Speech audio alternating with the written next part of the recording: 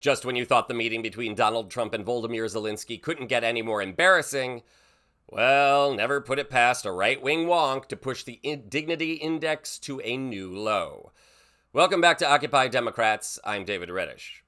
The subject on everybody's lips today is the visit between Ukrainian President Volodymyr Zelensky, Donald Trump, and J.D. Vance. Zelensky arrived in Washington, D.C. this morning to discuss a plan to end the war in Ukraine. Russia invaded Ukraine in 2022, and the fighting has persisted since in the worst conflict on European soil since World War II. Last week, Trump met with Russian President Vladimir Putin to discuss a deal to end the war. That meeting earned wide criticism for Trump and booze-hound Defense Secretary Pete Hegseth's inept bargaining. Now, Zelensky has come to Washington to discuss the plan. Funny how he wasn't invited to the talks with Russia, right? This morning, before scores of reporters, Trump and Vance humiliated themselves and the United States in front of the world, attacking Zelensky with comments like these. Your country is in big trouble. Can I Wait a answer? minute. No. You've done a lot of talking. Your country is in big trouble. I know. You're not winning. I know. You're not winning this.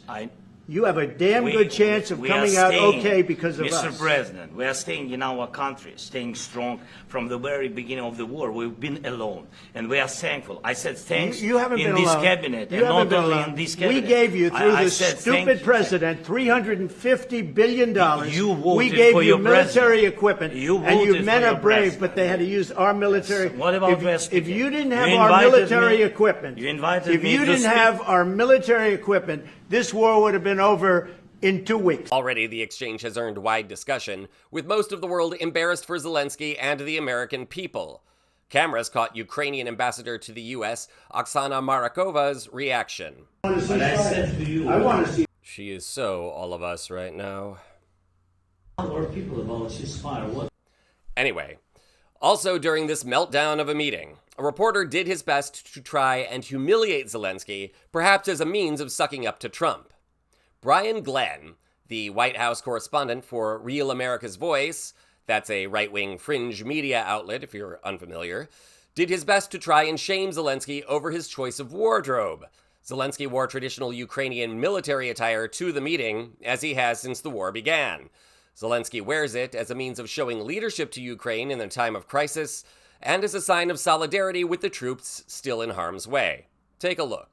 Second And question. my second question for President Zelensky. Why don't you wear a suit?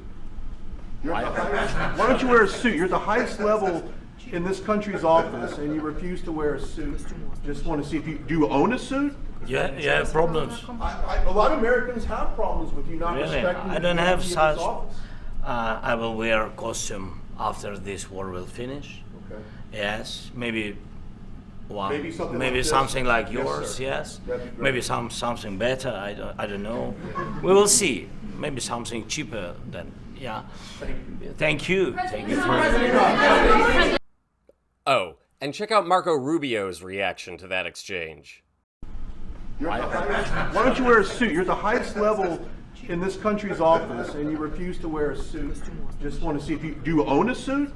You have problems. A lot of Americans have problems with you not Really? respecting I the don't have dignity of such. this office. I will wear a costume after this war will finish. A reminder, in case you needed one, that Trump has begun hand-picking reporters to have access to the Oval Office, White House, and Air Force One, as well as other press briefings, as a means of trying to manipulate the media narrative. It probably won't surprise anyone to learn that Brian Glenn, who is actually a program director for Real America's Voice, trying to make himself into a celebrity reporter, is also dating congressional lunatic and spokeswoman for the bleach blonde, bad-built, butch body look, Marjorie Taylor Greene. The two have been a couple since 2023, and the sight of the two of them together is enough to quash what threads of my heterosexuality still lingered. There were a few. Not anymore. Anyhow, in the context of the Greene-Glenn relationship, and given Trump's manipulation of the White House press corps, it's hard to see this exchange as anything other than a means of trying to humiliate Zelensky. And honestly, as a journalist with more than 10 years in the business myself, if asking Zelensky about his choice of attire is somehow the best question Glenn can muster in the midst of this diplomatic disaster, He has no business being anywhere near a microphone, a camera, a word processor, a notepad, or anything else even remotely associated with journalism. Note to Brian Glenn. Go back to snuggling with Marjorie and talk about Jewish space lasers or something. You're wasting the time of our world. I'm David Reddish.